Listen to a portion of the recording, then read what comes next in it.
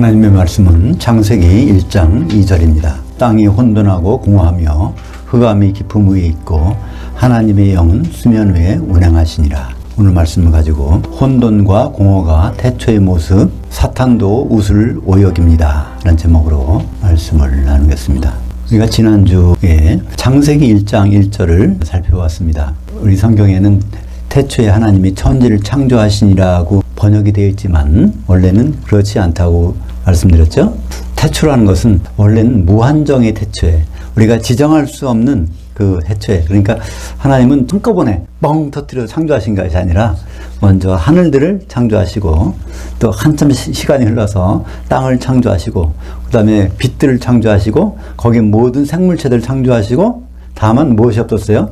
사람만이 없을 정도로, 사람만 있으면 당장 살기엔 아무 부족함이 없는 정도로 그렇게 창조하셨습니다. 그것이 이사야서 45장 18절에 하나님은 땅을 혼돈하게 창조하지 아니하시고 사람이 거주하도록 그거를 지으셨나니 이렇게 되는데, 창세기 1장 2절을 보면은 갑자기 이상해지지 않습니까? 땅이 혼돈하고 공허하며 흑암이 깊음 위에 있고 하나님의 영은 수면에 운행하시나. 그러니까 이게 이상하단 말입니다. 그래서 많은 성경학자들은 또 목사님들은 이렇게 말씀하죠. 하나님 태초에 천지를 창조할 때 형체가 없는 흐물흐물한 것, 기체 상태인 그런 것을 가지고 하나님이 애써서 첫째 날, 둘째 날, 셋째 날, 넷째 날, 다섯째 날, 여섯째 날까지 창조하시고 그 다음에 이제 인간을 창조하시고 했다 이렇게 설명합니다. 그러니까 시작할 때는 아주 형편없는 거였는데 그것을 하나님이 이렇게 아름다운 금수강산으로 창조했다고 해석을 합니다. 오늘 제목처럼 혼돈과 공허가 태초의 모습입니까? 사탄도 웃을 일입니다. 그래서 그 내용을 제대로 살펴보면 사탄도 웃는다는 거예요. 너무나 어이가 없어서. 왜냐하면 하나님은 분명히 혼돈하지 않게 사람이 살 정도로 창조해 놓으셨는데 땅이 혼돈하고 공허하다는 얘기는 대체 무슨 일인가 이렇게 생각하게 되는 것입니다. 그렇다면 하나님이 처음으로 주신 히브리 말에는 어떻게 되는가, 히브리 말 성경을 우리말로 번역하면 어떻게 되겠는가를 한번 볼까요? 그런데 그 땅이 혼돈하고 공허하게 되었고라는 건 뭘까요? 그전에는 혼돈하지 않았는데 혼돈하고 공허하게 되어버렸다는 것입니다. 그리고 흑암이 깊음의 표면에 있고 캄캄하다는 거예요. 빛도 없어졌다는 겁니다. 삼위일체 하나님의 영이 그 물들의 표면 위에서 세차게 휘돌고 있었더라. 근데 사실은 물들이라고 하지만 이게 물이 무엇일까요? 얼음입니다. 왜냐하면 캄캄한데 물이 다 얼음이 될 거 아니에요? 우리가 여름과 겨울의 차이가 뭡니까? 온도 차잖아요. 온도차는 어떻게 발생합니까? 태양과의 거리가 좀 멀어져서, 각도가 멀어져서 그런 건데, 태양과 아주 멀리 떨어져 있다면, 태양의 빛이 안 들어오는 곳이 있다면 그곳은 항상 얼음이 있지 않습니까? 그러니까 얼음 덩어리 속에 뭐가 들어가 있어요? 지구가 들어가 있는 모습. 그 얼음 덩어리 바깥에는 흑암이 꽉 차 있는 그런 모습. 거기에 하나님의 영이 세차게 운행하고 있었더라. 근데 하나님의 영이라고 그러는데 원래 여기서는 삼일체 하나님이지 않습니까? 삼일체는 지금 같이 계세요. 근데 영이 딱 떨어져 나가갖고 거기서 뭘 하신다는 그런 뜻이라기보다는 똑같은 내용이 어디 나올까요? 창세기 8장 1절에 나옵니다. 노아 홍수가 나서 그냥 지구가 완전히 덮여있는데 그때 하나님이 바람을 불어서 그것을 다 치우셨다는 얘기를 합니다. 하나님의 바람이란 말이 나오는데요. 이 단어가 똑같은 것이 우리 창세기 1장 2절에 나온 단어입니다. 그러니까 하나님의 영이라고 하기보다는 하나님의 바람. 하나님의 바람이 세차게 불어가지고 그냥 거기 위에 을신연스럽게 불고 있다는 것입니다. 캄캄한 데서 바람이 세게 불고 그 밑에는 얼음덩어리가 있는데 그 속에 지구가 있는 상태. 그래서 혼돈하고 공허하다는 것은, 혼돈이라는 것은요 히브리 말로 토후, 공허라는 것은 보후, 그게 토후 보후인데요. 토후라는 것은 형체가 없는 겁니다. 완전히 파괴돼 갖고 형체가 없는 상태가 토후고요. 보후라는 것은 그래서 그게 다 비어있다는 겁니다. 그러니까 이것은 뭐로 설명할 수 있을까요? 쓰나미가 나면 어떻게 됩니까? 쓰나미가 몰아치면요 그 바닷가에 있는 건물들 그것들이 다 파괴가 됩니다. 근데 더 세게 불면 어떻게 되죠? 그게 다 없어져 버려요. 쓰나미가 지나간 자리. 그런 상태가 있는데 그것이 얼음에 덮여서 있는 상태가 창세기 1장 2절의 상태라고 볼 수 있죠. 창세기를 실감나게 읽으려면요 창세기 1장 1절에서는 아주 하나님이 얼마나 멋있게 천지 만물을 창조하셨을까. 이러다가 창세기 1장 2절에는 그냥 깜깜한데 얼음덩어리에서 온도가 영하 몇 도가 될까요? 이론적으로 하면요, 온도가 내려갈 때 영하 273도가 아주 가장 내려가는 온도입니다. 영하 273도라면 얼마나 추울까요? 그런 상태가 창세기 1장 2절의 상태를 나타내고 있는 것입니다. 그래서 창세기 1장과 창세기 2장 사이에는 접속사가 있어요. 베이라고 하는 접속사. 그것이 우리말 번역에는 생략되어 있어요. 하나님이 천지를 창조하시니라 땅이 혼돈하고 공허하며 이러니까 하나님 창조하신 땅이 혼돈하고 공허하다는 것으로 이해할 수 있는데 거기 앞에 접속사 그런데가 있어요. 그런데 하나님은 사람이 살 수 있을 정도로 하늘들과 땅을 창조하시는데 그런데 이게 확 바뀌었다는 얘기입니다. 그걸 어떻게 알 수 있을까요? 거기에 동사 되었다라는 동사, 하야라는 동사가 나옵니다. 창세기 1장 1절에서 무슨 동사가 나왔죠? 빠라, 창조라는 동사가 나옵니다. 창조는 아무것도 없는 데서 하나님 생각만 하면 생기는 거예요. 근데 1장 2절에서는 하야라는 동사가 나옵니다. 하야는 된다는 거예요. 상태가 바뀐다는 겁니다. 이게 많이 나온 것이 어딜까요? 창세기에서 이 단어가 많이 나오는데요. 저녁이 되고 아침이 되니 첫째 날이라. 이게 6번 나오지 않습니까? 저녁이 있고 아침이 있고 이런 게 아니에요. 저녁이 되고 낮이었는데 저녁이 됐다는 겁니다. 또 시간이 흘러서 아침이 됐다는 얘기입니다. 되고 하는 게 다 하야라는 동사인데요.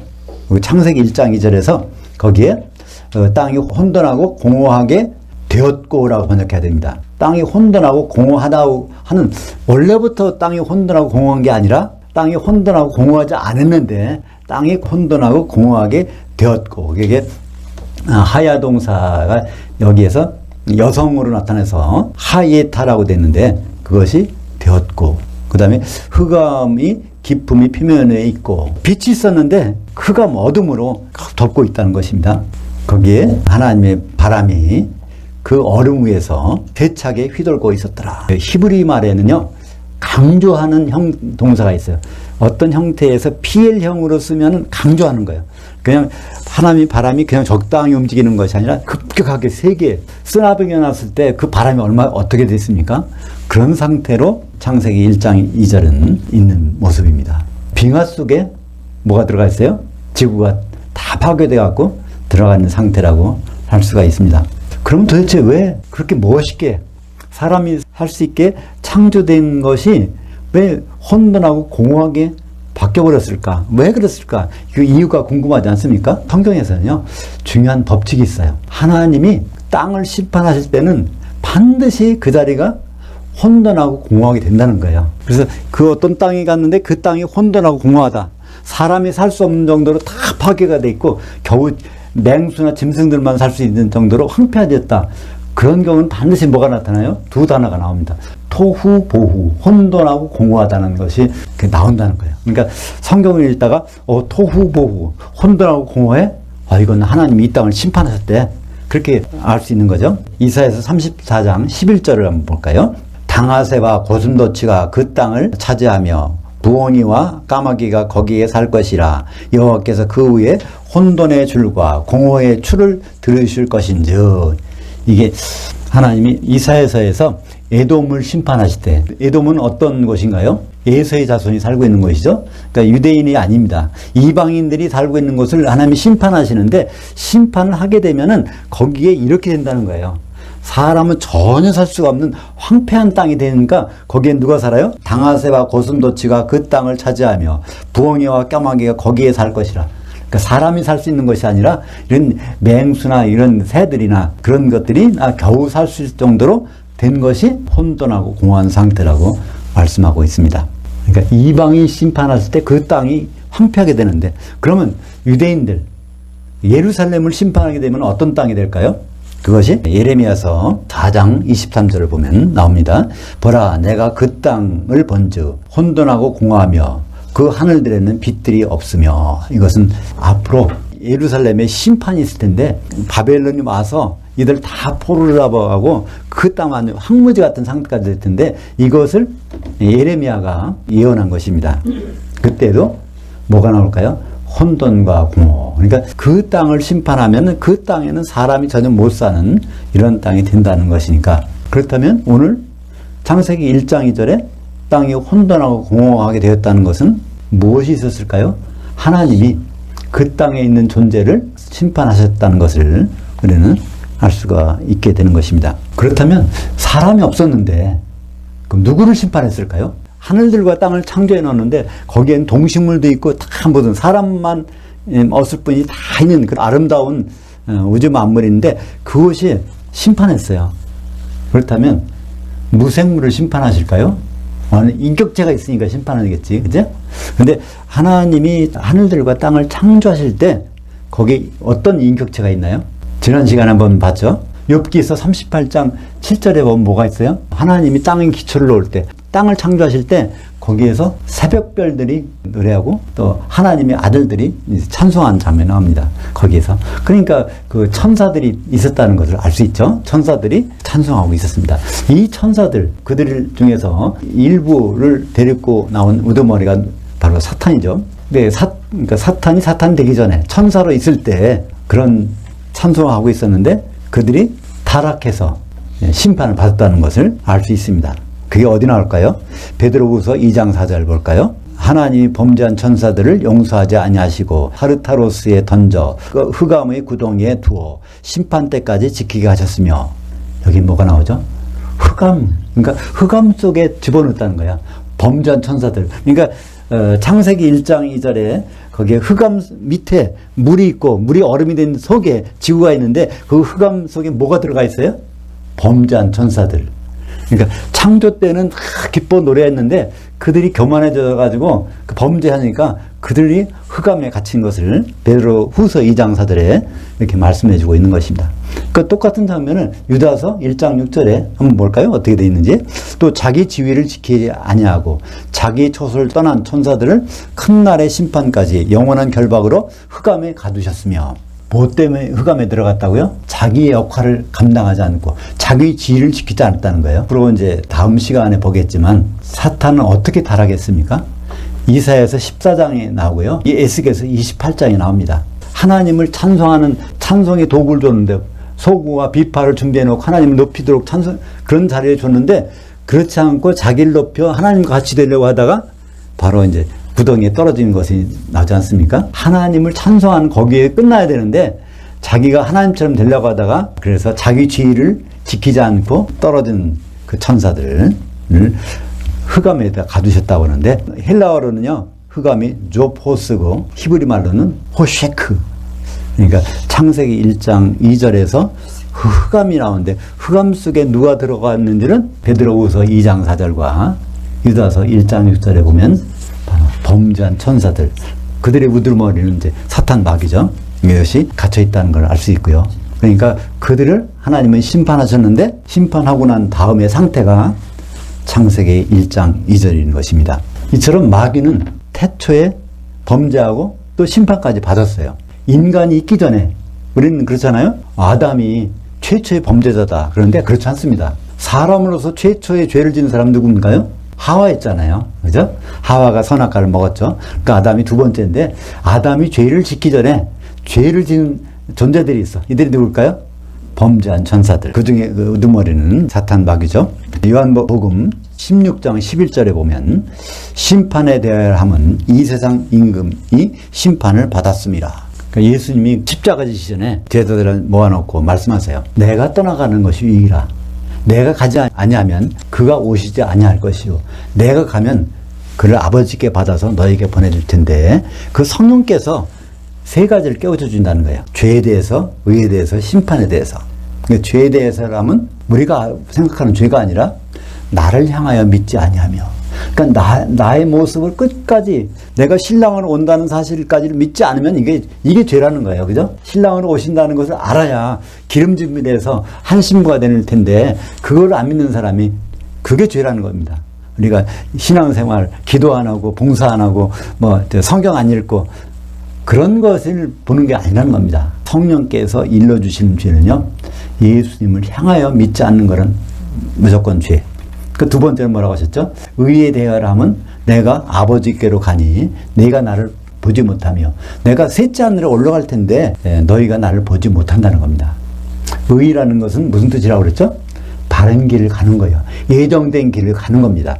예수님은요, 셋째 하늘에 올라가시는 것이 예정된 길이에요. 왜 그럴까요? 예수님 7가지의 절기를 완성하시는데 6월절, 무교절, 초곡절에 부활하셨고 그 다음에 다음 절기는 오순절이에요. 오순절에는 뭐가 있어야 됩니까? 성령이 기름이 내려서 떡이 2개가 만들어지는 날이에요. 그러니까 예수님은 반드시 의를 이루기 위해서 셋째 하늘에 올라가신다는 거예요. 그 다음에 심판에 대하여는 뭐라고 그랬죠? 세상 임금이 이미 심판을 받았습니다. 언제 받았을까요? 창세기 1장 2절에서. 그러니까 우리가 심판이 있다, 심판이 있다는 할 때는 그 마귀를 심판하신다는 게 아닙니다. 누굴 심판해요? 먼저 기독교인들을 심판하는 겁니다. 혼인준비가 되고 있는지, 혼인준비가 안 되는지, 예수님이 신랑으로 오시는데 결혼할 수 있는지, 없는지, 그걸 보시겠다는 거예요. 그러니까 마귀가 잘못했으니까 마귀 심판하시겠지? 그게 아닙니다. 마귀는 이미 심판을 받았습니다. 그래서 지금 흑암에 갇혀 있어요. 언제 집행이 이루어질까요? 그거는 백보자 심판 때 불모에 들어가는 거죠.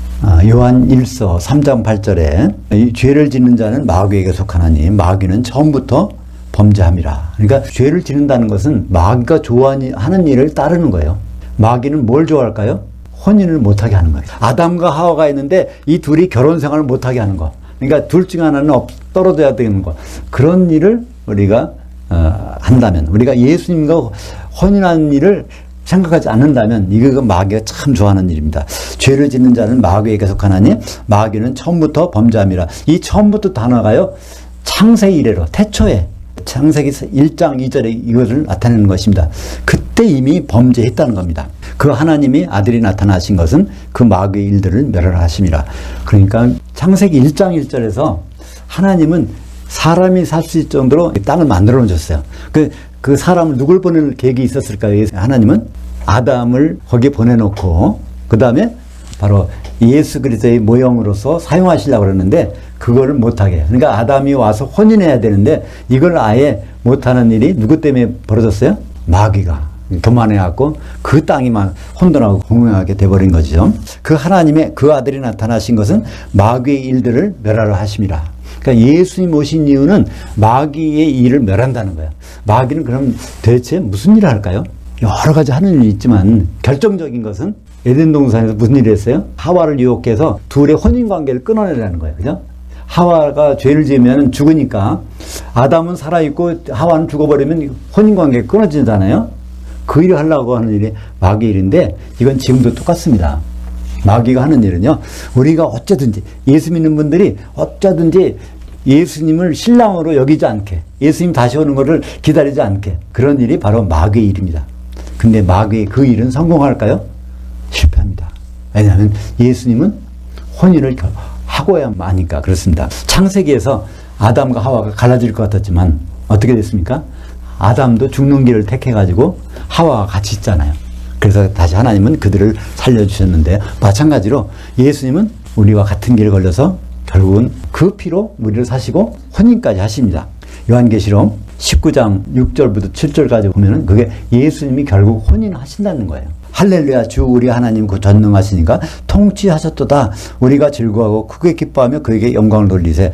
그 어린 양이 혼인이 이르렀고 그의 아내가 자신을 준비하였으므로. 그래서 마귀는 우리가 예수님과 혼인하는 걸 방해하려고 하지만 결국은 마귀의 일들은 성공하지 못하는 것입니다. 우리가 사탄을 너무나 오해합니다.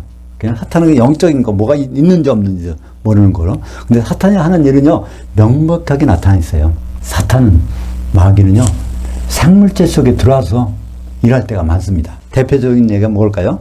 베드로 속에 들어와서 그 일을 하잖아요. 베드로가 주는 그리스도시요 살아계신 하나님의 아들이십니다. 그랬더니 예수님께서 되게 칭찬하셨어요. 내가 이 반석 위에 내 교회를 세우리니. 그래서 그 고백해갖고 칭찬을 받았는데 조금 있다가 베드로가 그럽니다. 주님, 예루살렘 가서 죽으시면 안 됩니다. 그러니까 예수님이 뭐라고 하시죠? 베드로한테 마태복음 16장 23절 베드로에게 이르시되 사탄아 내 뒤로 물러가라. 너는 나를 넘어지게 하는 자로다.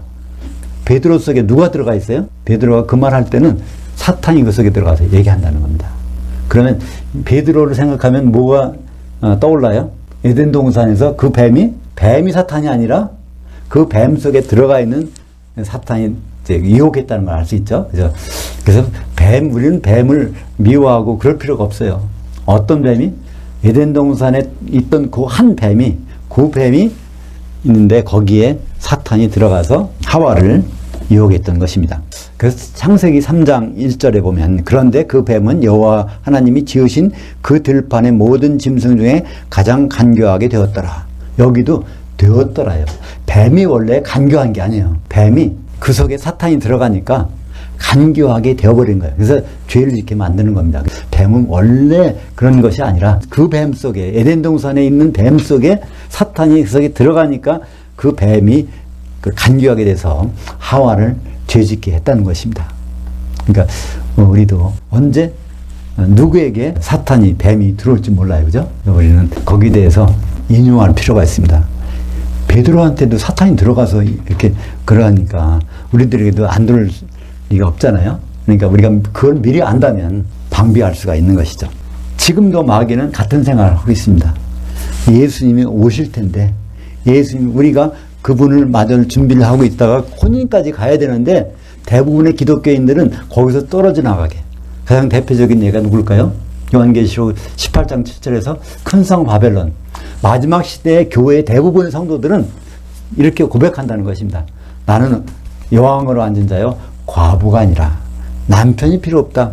예수님 남편이 오실 그 필요성이 없다는 것을 고백한다는 것입니다. 그게 누구 때문에 그럴까요? 마귀, 사탄이 지금도 역사하기 때문에. 마지막에 가면 갈수록 이제 그런 생각을 기독교인들 속에 집어넣을 것입니다. 하나님의 뜻은 마귀의 방해에도 불구하고 그리스도와 교회가 혼인한 것입니다. 그것이 어디 나올까요? 에베소서 5장 32절에 남자가 부모를 떠나 그 아내와 앞에서 한 몸이 되는 것. 이건 큰 비밀인데 그리스도와 교회에 대해서 말하는 것이라. 그러니까 그리스도와 교회는 떨어지면 안 되는 거예요. 그죠? 그걸 떼놓으려고 하는 것이 마귀의 전략이겠죠. 그래서 우리는 앞으로 이렇게 사는 것도 중요하지만요, 반드시 부활한다는 것을 생각해야 됩니다. 우리가 이런 몸을 살고 끝나는 거예요. 아니에요. 이런 몸을 살다가 끝난다면 우리가 어떤 자예요? 가장 불쌍한 자라고 고린도전서 15장 19절에서 말씀하고 있잖아요. 우리는 오늘 뭘 할까, 내일 뭘 할까, 한 달 후에, 1년 후에, 죽기 전까지 무슨 일 해야 될 텐데 그 생각도 좋지만은 그것이 다가 아닙니다. 우리는 반드시 죽었어도 부활하고 살았어도 영의 몸으로 바뀌어서 예수님을 만나야 돼요. 고린도전서 15장 51절부터 52절까지 보면 보라, 내가 너희에게 비밀을 말하노니 우리가 다 잠잘 것이 아니요 마지막 나팔에 순식간에 호련히 변화되리니 우리는 모두 영의 몸을 입게 돼요. 죽은 자나 산 자나. 나팔 소리가 나면 죽은 자들이 썩지 아니할 것으로 다시 살아나고 영의 몸을 입는다는 거죠. 우리도 변화하리라. 살아있는 자도 영의 몸으로 변화돼 가지고 주님을 만나게 됩니다. 그래서 예수님은 마태복음 10장은 무슨 장이냐면 사도들을 뽑는 장이에요. 거기서 사도들에게 신신당부하셨어요. 그 말씀은 바로 우리에게도 적용이 됩니다. 마태복음 10장 28절에 육신의 몸은 죽여도 혼은 능히 죽이지 못하는 자들 두려워하지 말고. 그건 누구 얘기일까요? 사탄과 귀신들이 하는 일. 육신의 몸, 이것을 죽일 수도 있어요. 병들게 하고 애먹게 하고 결국은 죽일 수도 있어. 근데 혼을 어쩌지 못해. 그런데 오직 영의 몸과 혼을 능히 지옥에 멸하실 수 있는 일을 너희는 두려워하라. 영의 몸과 혼을, 영의 몸을 입고 누굴 만나요? 예수님을 만나잖아요. 공중에 가서. 그때 지옥 보내시는 일을 두려워하라는 거예요. 그러니까 우리는 기독교에는 예수님을 다 만납니다. 그때 기독교인은 뭘 두려워할까요? 지옥 가는 일만은 제발 하지 말라는 거예요. 예수 안 믿으면 지옥 가는 게 아닙니다. 예수 믿는 사람들이 공중에 올라갔다가 지옥 가는 수가 있다는 것입니다. 뭐 하면요? 기름짐 못하면. 열천에 비유해서 기름짐한 사람만 혼인만찬에 들어가고 기름이 떨어진 사람들은 지옥불에 던져지지 않습니까? 중요한 것은 평소에 항상 성령 충만하면 기름이 떨어지면 곤란합니다. 쉬운 방법이 있다고 그랬죠? 다섯 처녀가 왜 혼인만찬에 들어갑니까? 자기가 사귀는 4명이 사람들이 성령이 충만해. 그래서 거기 같이 들어가는 거예요. 왜 미련한 다섯 처녀들은 못 들어갔습니까? 그 중에 4명이 전부가 다 성령이 소멸됐어. 그러니까 다 떨어지는 거 아닙니까? 그러니까 누구와 신앙생활을 하고 있는지가 바로 주님을 만나서 혼인만찬에 들어가느냐 지옥에 떨어지느냐를 결정하는 것입니다. 우리는 이 시대를 육신의 몸으로 살지만 주님 오실 때 반드시 영의 몸으로 변화합니다. 마귀는 이미 심판을 받았습니다. 그러니까 심판은 우리라는 걸 생각해야 돼요. 마귀는 이미 심판 받았습니다. 그 심판을 왜 한다고요? 예수님과의 혼인 여부를 가리기 위해서. 혼인할 수 있는지 없는지. 고린도후서 5장 10절 이는 우리가 다 반드시 그리스도의 심판 앞에 나타나게 되어 성도들 각자가 선악간에 그 몸을 통하여 행한 대로 심판을 받게 하려 함이라. 이때에서 우리는 사도들이고 심판받는 사람들은 성도들입니다. 그러니까 사도들이 우리를 심판할 거예요. 사도들의 말씀을 잘 받는지, 그래서 기름 준비가 됐는지, 그 꼴을 먹어서 장사한 양이 됐는지 아닌지를 사도들이 심판합니다. 오늘 말씀 태초의 홍수 심판. 왜 성경에 태초의 홍수 심판을 기록해 놨을까요? 이것은 노아의 홍수 심판하고 틀립니다. 이건 엄청난 거예요. 이런 심판을 왜 기록했을까? 베드로후서 3장 5절부터 6절까지 보면 창세기 1장 2절의 내용이 왜 있는지를, 우리는 왜 이것을 봐야 되는지를 베드로는 말씀해 주고 있죠. 이르되 주께서 강림하신다는 약속이 어디 있느냐? 조상들이 장로부터 만물이 처음 창조될 때와 같이 그냥 있다하니 이는 하늘들이 옛적부터 있었던 것과 땅에 물에서 나오고 물과 함께 있게 된 것도 그 하나님의 그 말씀으로 된 것을 그들이 일부러 잊으려 함이로다. 이 세상은 그냥 이대로 끝나는 거야. 이렇게 하면서 예수님이 안 오신다는 거예요. 기다리지 않는다는 겁니다. 그래서 창세기 1장 2절이 기록됐다는 것입니다. 하나님이 어떻게 묻이 드러나라고 하셨죠? 창세기 1장 9절에 보면요. 묻이 드러나라. 그 말씀대로 해서 묻이 드러나기도 하고, 일부 묻은 어떻게 있어요? 땅이 있잖아요. 물 안에, 물 속에 땅이 있어. 물 바깥에 있는 땅과 물 안에 있는 땅, 이렇게 돼 있던 것. 창세기 1장에 있는 내용들을 일부러 잊으려 한다는 거예요. 하늘들은 변함이 없었지만 땅은 그런 과정이 있었다는 것을 일부러. 그러니까 한마디로 창세기 1장 2절에 하나님의 심판이 있었다는 것을 사람들이 잊는다는 거예요. 그래서 주께서 강림하신 약속이 그걸 안 믿는다는 것입니다. 그러니까 오늘 우리가 창세기 1장 2절을 보면서 다시 한번 심판은 분명히 있구나. 마귀가 심판받았으니까 우리도 심판을 받겠구나. 우리의 심판은 마귀의 심판과 다르구나. 우리가 혼인 준비를 하고 있어야 된다는 것을 다시 한번 생각하게 됩니다. 태초일에 땅이 혼돈하고 공허하게 되었던 것은 순전히 마귀 심판 때문이었습니다. 왜냐하면 인간이 없을 때니까, 그죠? 마귀의 심판, 마귀와 그 천사들. 하지만 앞으로의 심판은 기독교인들입니다. 우리는 심판 반드시 받게 됐어요. 예수님 앞에 서게 돼 있습니다. 왜냐하면 주님은 한 아내와만 혼인하시기 때문입니다. 수많은 기독교인들이 올라갔는데 한 아내와 혼인해야 되는데, 그러면 반드시 하나 되게 하시는 분이 필요합니다. 에베소서 4장 3절에 보면 평안의 맨줄로 성령이 하나 되게 하시는 것을 힘써 지키라. 성령이 없다면 한 아내가 될 수 없는 거예요. 그러니까 성령이 있다면 우리는 예수 그리스도의 한 아내로 준비될 수 있는 것입니다. 사랑하는 여러분, 창세기 1장 2절을 생각할 때마다 반드시 주님의 재림 약속이 생각이 나야 될 것입니다. 주님은 반드시 오십니다. 근데 반드시 혼인하십니다. 그 혼인 만찬에 들어갈 수 있기를 축복합니다. 기도하겠습니다. 하나님 아버지 감사합니다. 오늘 창세기 1장 2절을 통해서 엄청난 한기를 느낍니다. 영하 170도 아니 270도의 그러한 캄캄한 얼음 속의 지구를 생각합니다. 마귀를 심판하는 과정을 우리에게 보여주신 것인데, 이를 통해서 앞으로 주님만 올 때 심판에 우리가 당당히 혼인만찬에 들어갈 수 있도록 준비하게 인도하여 주시옵소서. 예수님 이름으로 기도합니다. 아멘.